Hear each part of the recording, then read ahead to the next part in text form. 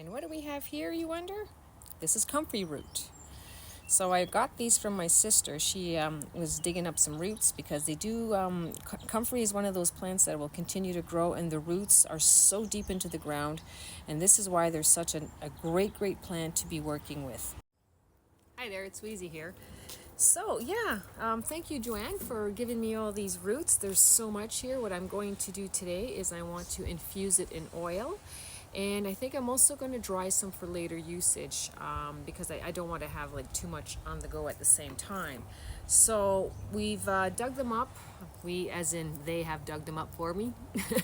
And my husband cleaned them. And then I give them a bit of a brushing. I have a brush and just clean off most of the dirt.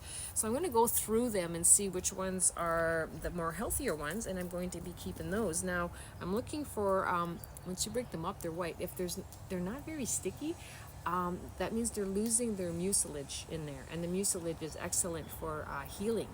Now, comfrey root contains, it's also known as knit bone. It contains allantoin. It's a hard word to say, allantoin. And this is a cell regeneration. And if you put it on a bruise or a cut, something that's not wide open, because what the allantoin does is it begins to regenerate the cells at the surface. Now, when you have a wound and your wound is inflamed, all the toxins are there. And you don't want to build a surface layer so that blocks the toxins in. So you have to wait for it to scab over. If it's an inflammation, or if you have a cut, if the wound is closed, you're fine. You can put your salve on there, no worries. But if it's an open wound, you have to be very careful. It has to be quite small, like a minor cut. But otherwise, wait till it scabs over, and it'll do its magic at that point. So yeah, it used to be called knit bone. See this one here, not so good. And it does help with muscle soreness, so you can also apply it if you just had a workout and your muscles are sore. You can use it as a nice salve for that, like a muscle rub. You can use it on bruises. You can use it on cuts. If you have like a hairline fracture in your bone, whether it's your femur, your humerus, whatever, you can put the salve on there, and it'll penetrate deep enough to be able to help heal that bone. It doesn't happen overnight, mind you, but it does, you have to use it on a regular basis. It's not. So look at this one. This one here is nice and white, and I'm going to take it apart. And if it's a little sticky, kind of, okay, so this one is stickier, so I'm going to keep that one. And I'm going to put, what I'm going to do today actually is I'm going to have two things on the go. I'm going to make one, this is comfrey leaves, so I've had these from before and I've chopped them all up. They've been dried for a while.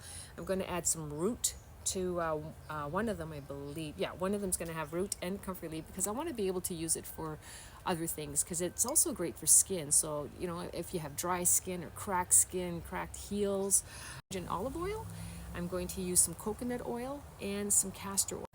So, change of plans. I thought I had more comfrey root than with all that there. There was a lot of it that was not healthy enough or moist enough to use. So I'm going to change it up a little bit. I'm going to use this big jar. This is the one I had my comfrey leaf in. And because this one's so full, I'm going to put it in here instead. And that way I can have more menstruum to, get a larger quantity, more bang for my buck per se. So I do have a tiny bit of comfrey left that was picked, I think it was last year. So I still have a little bit left for backup. I always like to keep a little bit for, over the course of the winter, because if I do run out, then I could make another oil. You have to let it sit for a few weeks anyways. For oils, you can do, and some people do 2 weeks. I like to go longer than that. Sometimes I go as long as 8 weeks. Depends how busy I get. So yeah, I'm just kind of mixing these up in the jar. So those are the roots and the leaves together. And I'm going to start with the coconut oil.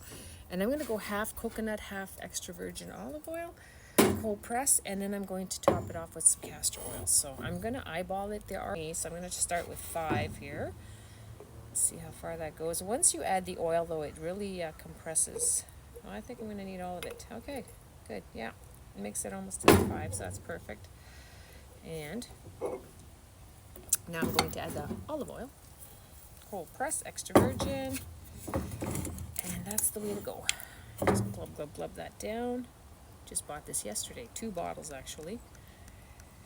Catch them when they're on sale, because I do go through a lot of oil. this one here, I'm going to go up to the 16. There goes almost the whole bottle there. A little up to the rim, and then I'm going to add the castor oil. Boom. There we go. Wow. Still about a quarter of oil left. And here we have the castor oil, which is the moisturizing oil, and I'm going to top that up. And that'll help penetrate all the properties of the oil and moisturize and help with inflammation. Now, boom, turn that. It's very thick. And then you stir it with your handy dandy chopstick, just to make sure there's no air bubbles. And I've already got my label ready to go. Very important to label your things because you will forget what's in there sometimes of when you did it. Because some herbs do look similar when you're making them in the oil, especially when you use olive oil. You know, the herbs get macerated and it's hard to tell what they are. So always put a label on it. So there we go. And speaking of which,